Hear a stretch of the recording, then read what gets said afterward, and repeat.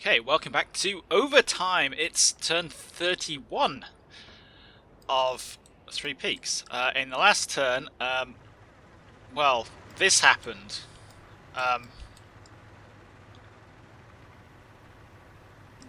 Yeah, I want to see if we can keep this ball rolling and kick the survivors. There's at least one.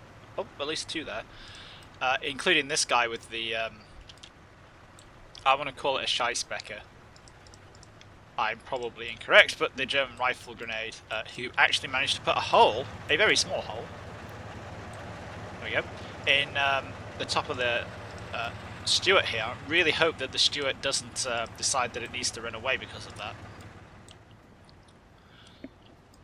But yeah, essentially we're just keeping the pressure up here and seeing if we can clear off the top of the hill without going on this side and getting shot by all these Germans over here, including another LG-40. So yeah, without much further ado, I don't think there's even anything else that we particularly need to look at apart from the top of the hill here. We will see.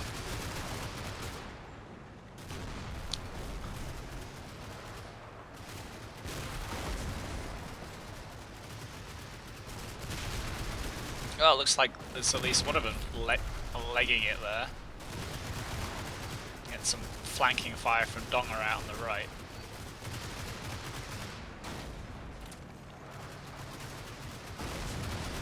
Now, Ney is engaging enemy forces on point 373.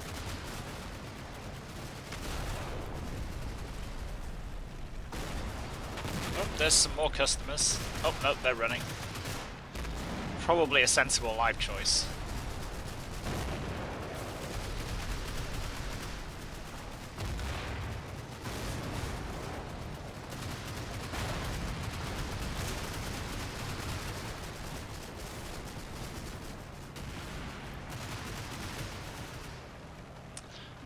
So yeah, I don't think we took any casualties there, at least not on top of the hill. Let's zoom out and see if anything else happened.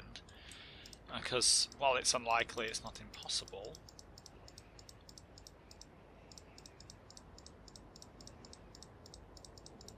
But yep, Strong Hussar is moving up. Looks like yeah, we're okay. One thing that's actually I've been thinking about here, which is when I'm doing this area fire at the top, or like, where are all these bullets going? I mean, they're just going up into the sky. They've got to come down somewhere. There's just some Italian village, you know, a mile away that's about to get completely covered in 30-06 rifle machine gun fire or something.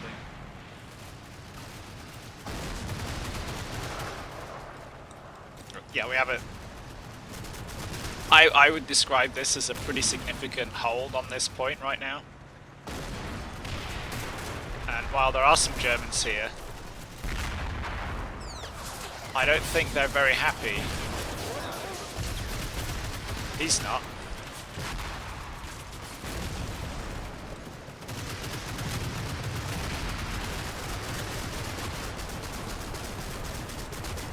I mean, just wow.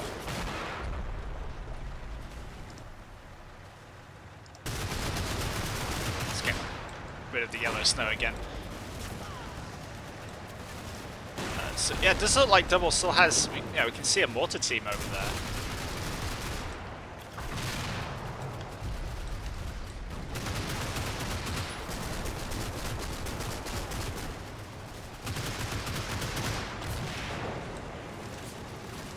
A 42.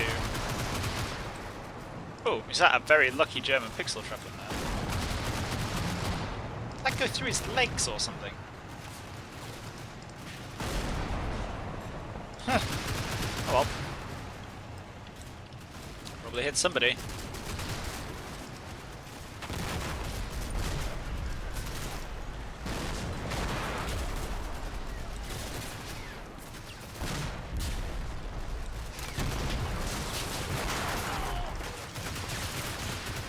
And at the end we have some guys moving up this way from the looks of it.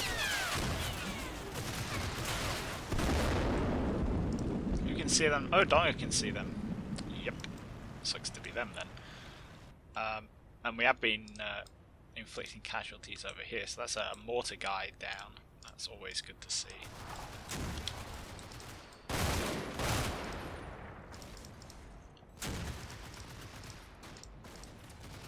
So, just kind of look like whatever Double's got left over from his fire support is camped out on this hill.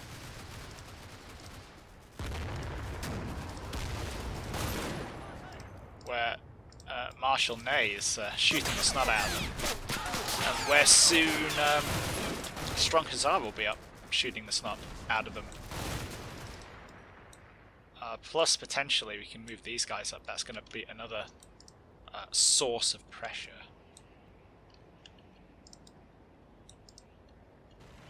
But yeah, if we do kind of look at it from the perspective of this position, you can see, what can you see of my forces actually up there? You can see the top of Ney's Stuart,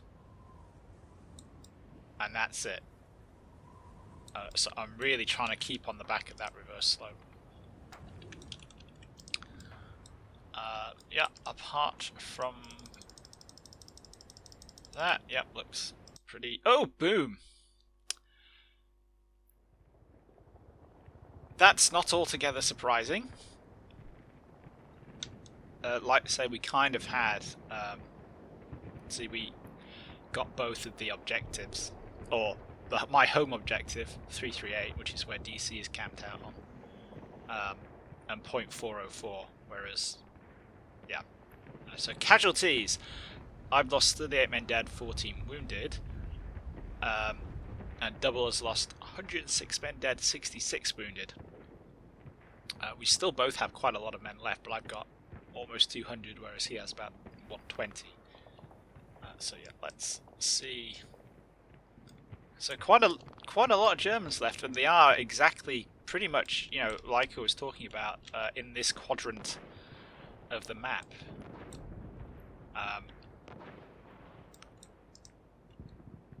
So it's going to be what's going to be really interesting is seeing what kind of level of experience the Double had his guys at, because when I did it, I knocked all my Fallchirmjaeger down to regular so I could bring more of them. I brought 2 companies and some other bits and bobs. Whereas out of the box, they're more like veteran or crack or elite.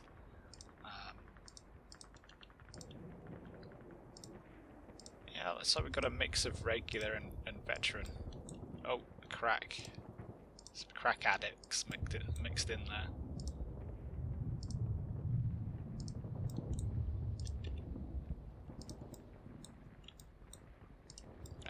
Lots of plus ones to leadership and things like that. So what I was kind of templating for Double here was I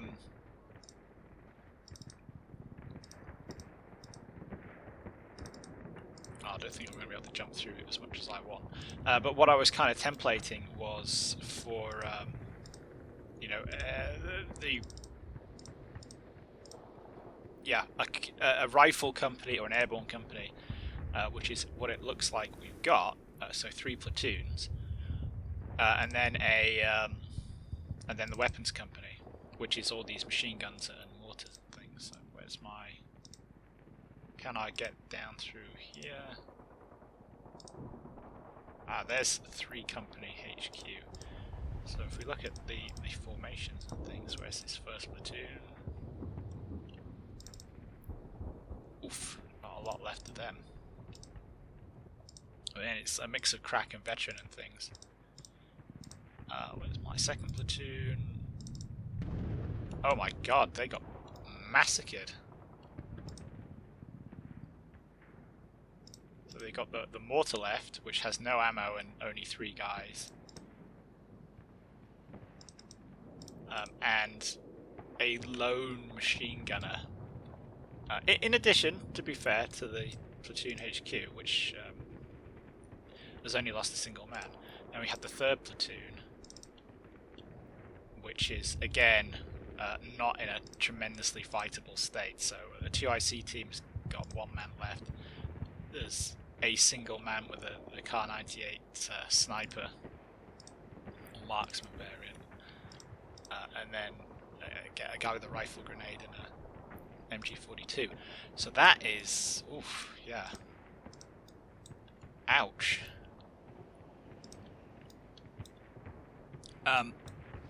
I think we're going to see a similar thing in, because we haven't quite finished it, but you guys will know the result by now. I think we're going to see something similar in the other game where I'm playing as the Germans, because it's, I think the terrain favours the Allied side here. Like when I was talking about the hilltop here, talking about the triangle, the French, in this case, the Allies, can dominate 2 sides of it quite easily, because the Germans own this part of the look at all those piles of bodies. Dominates, well, have an early advantage on this part of the map, but you don't really get very much out of this. Not particularly. It's quite, well, as we saw, it's quite exposed. Whereas the French can dominate this whole half of the map because of this bowl kind of area. So you can fire down into here from up here on the ridge, from at the top of the bowl, from on top of the objective on this side, and you can, like I did at the start, you can punch up here, completely dominate off this area, and once you've cleared it, then you have options, like we saw. I mean, Double decided not to contest this part, which is fair enough. It's not a bad plan. And if he could have potentially contested it a bit better with fire, I might have given up, because it was getting a bit messy at some points. Then you've got units like this mortar team from the start. It inflicted 9 casualties. That's quite significant. But once the Allied side, I think, has sorted this area out, like we saw, and you can start getting around here, and you can pressure off, you can remove angles that the Germans can contest the center ridge from, which is pretty much what we saw. But, oh my god, look at all the bodies. And of course the Fallchirmjaeger also have the issue of not having tanks, which is a huge issue. Even in this terrain, as we saw, with the right kind of cajoling and manipulating, the Stuarts can get, you know, pretty much anywhere. Though it has to be said, despite having the same settings for both of the games, for the game where I was the French here, the temperature is 1 degree C, so the ground is quite cold and hard, whereas when Double was playing as the French, the ambient temperature was 12 degrees C, so, and he had at least 1 Stuart bogged down in the mud. We haven't finished that one yet, so I'm not sure, but it's something we've been talking about in the meantime. So even a little difference like that could have been quite significant. You know, if Donga had not been able to get round this side, then that last push could have been a lot different. But apart from that, everything else seemed to work about well. I mean, the scout platoon is almost gone. Where are we? Got the only other survivors, apart from Rocket Man, are the 2 guys from KOB's team. Everybody else is dead. But they did their job, which was to screen the top part of the hill and stop, you know, provide information on the enemy, and provide a bit of a stop line or an outpost line. Being of quite high quality, but low actual manpower, so that when we got into the everywhere is getting mortared stage of the battle, that was an acceptable level of casualties to take, whereas the bulk of my force is being pretty much not out of the fight, but out of the way and not exposed, which reflects in the casualties.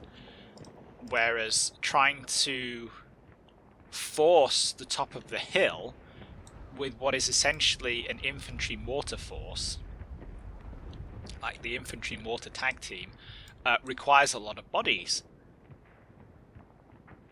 And that sucks, you know, because of the carnage. It is quite difficult to develop combat power at the pointy end without this, you know, especially if you're attacking. I think with the Fallchirmjaeger, of course their tank support is basically Marders, which, yeah, Marder will kill a Stuart, but a Marder hasn't got any machine guns, and it doesn't have a turret. So, you know, it's considerably more restricted. But yeah, anyway, let's go through and see who survived. So, DC, still alive. Rocket Man, still alive. Who was this? Dapper, not still alive. I wrote down, I've got like my rolled to honour here. So yeah, the scout platoon, like we say, is mostly dead. So Dapper didn't make it. Nathan Gunn didn't make it. Megalon Jones, Slattery, didn't make it, but they got some kills in. 3 kills, that team. KOB's 4 kills. KOB's dead, but his 2 buddies are still going. Snafu, dead. Got a kill though. And that's it for the scout platoon. So what's actually quite interesting about the scout platoon is that they didn't necessarily punch above their weight, even though they were all elite or crack. I think they were just crack. Yeah, apart from the flamethrower team with Snafu. So it kind of goes to show that experience is not the be-all and end-all. Most of these guys were killed by mortar fire, and mortar fire really doesn't give a toss whether you're, you know, like a 20-year veteran with combat experience who knows exactly what they're doing, or if you know, got handed a rifle 5 minutes ago and got told to go to the top of the hill. Scout teams, very cheap to produce, or very cheap to bump them up. It only costs like 5 points max to bump them up to elite, and at the pointy end, that's worth it because they can punch above their weight. So where are we? A Company, Nick, still alive. Sierra, Lieutenant Sierra, still kicking. That's first platoon. Berry, still going. This is the other teams with French names in there. Satori, still going, even though his bazooka guy got shot. Sten, amazingly, somehow still going. Everybody in his squad is dead, apart from this one lone rifleman. So, yeah. Obviously a survivor.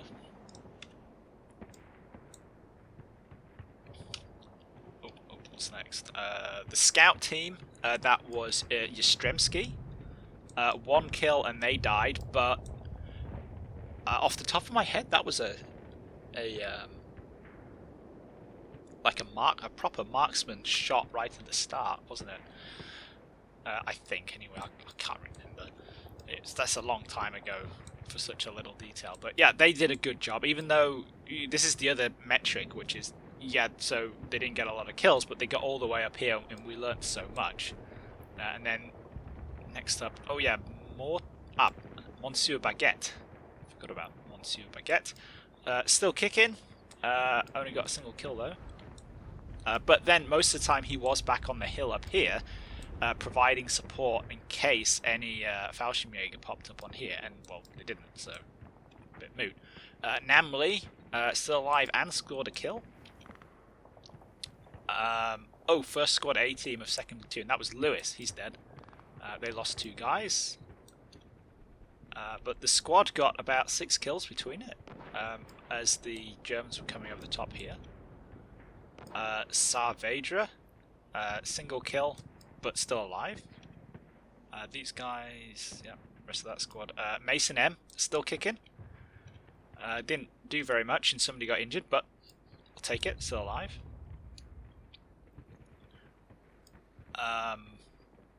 Von Schaller, yeah, these guys up on here.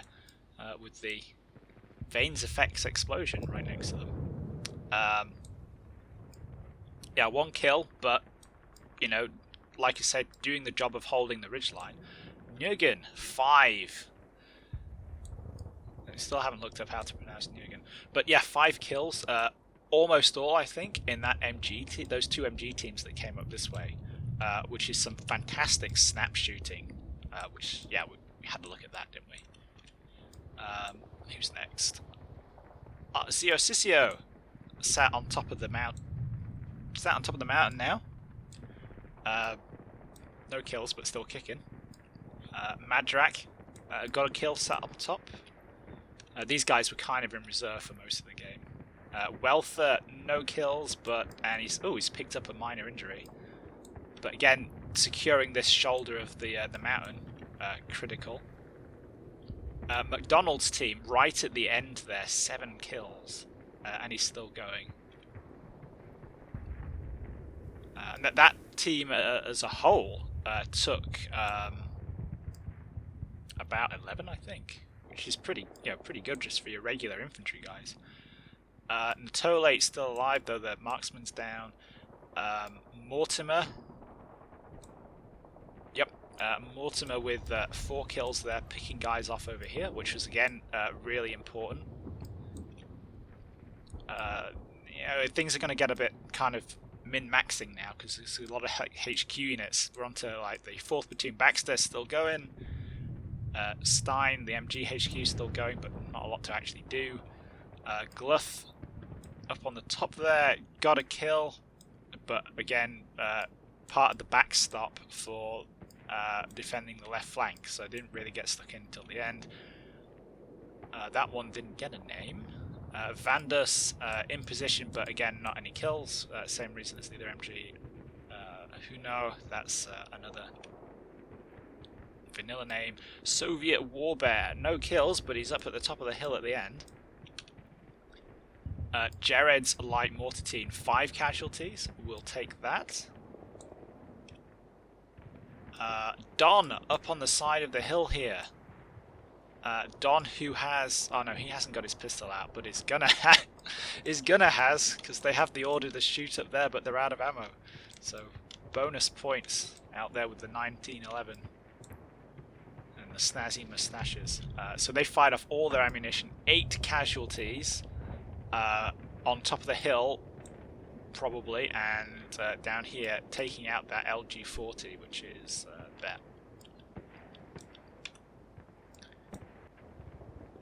Ugh, that's weird. And then the last one is Stardek, who got 18 kills with the mortar there, which is frankly quite amazing. That's a pretty chunky kill count, especially seeing as though we're talking about the baby mortar, the 60mm. And that was mostly from a position back up here, wasn't it? Firing up onto the, well, in this kind of general area.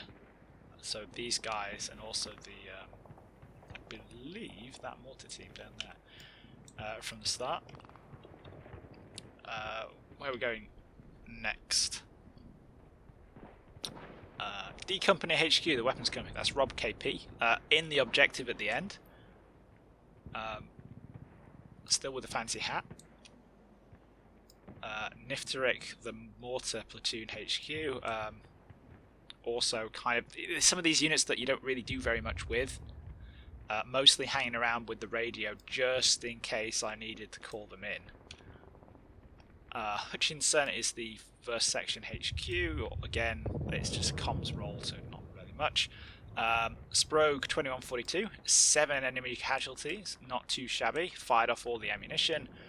Pavlik Morozov's team, 12, even though he went down, and they've also used up their ammo, so that's bonus points. Then Sakil Soviet and James there, the ammo bearers. Again, ammo bearers don't tend to do very much. And the kind of ranges we're talking about here, they're not necessarily going to reach out too far with the M1 carbines. Depends on the circumstances. Second mortar section, Sean Kong. Again, it's the comms role, so not impossible they could have picked some Germans off up here, but they haven't. Top Hat, 6 kills with the mortar. Andrew Duda, 11 kills. Still has the ammo left, but like I say, I think something's gone wrong here somewhere, because they don't seem to be really very good with that.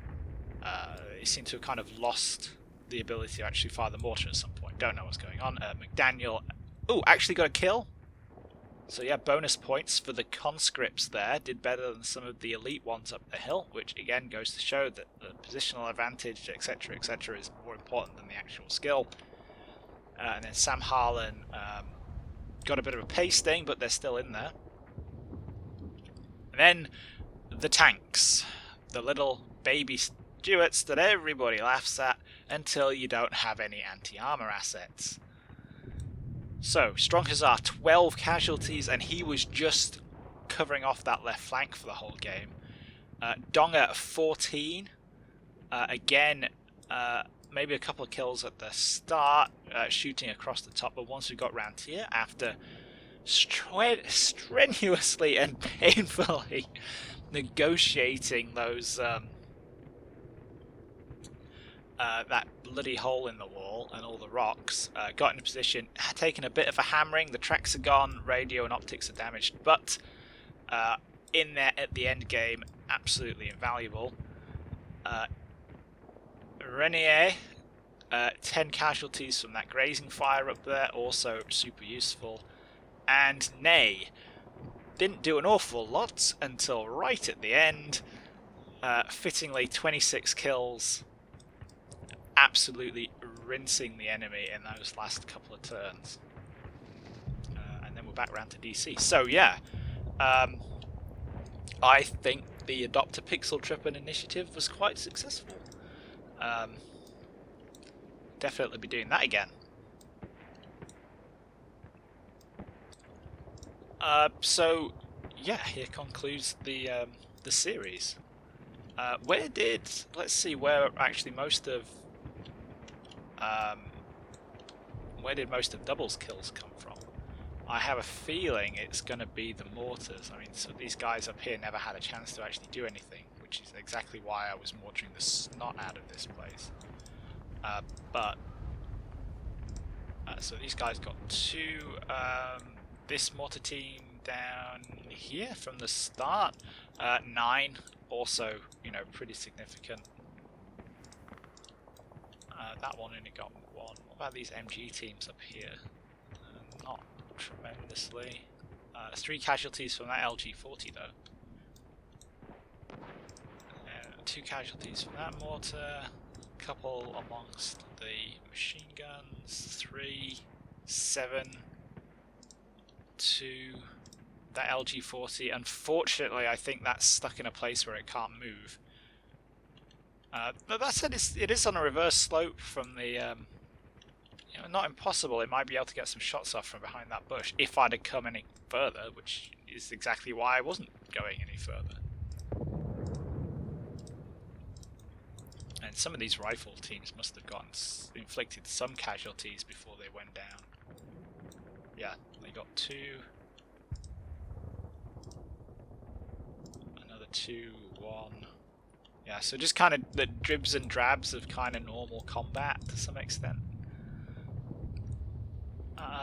But yeah, like I say, very tough, I think, for the Fallchirmjaeger in this one, which, you know, makes it more interesting because we did a mirror game about it, and a mirror game where both had quite different approaches.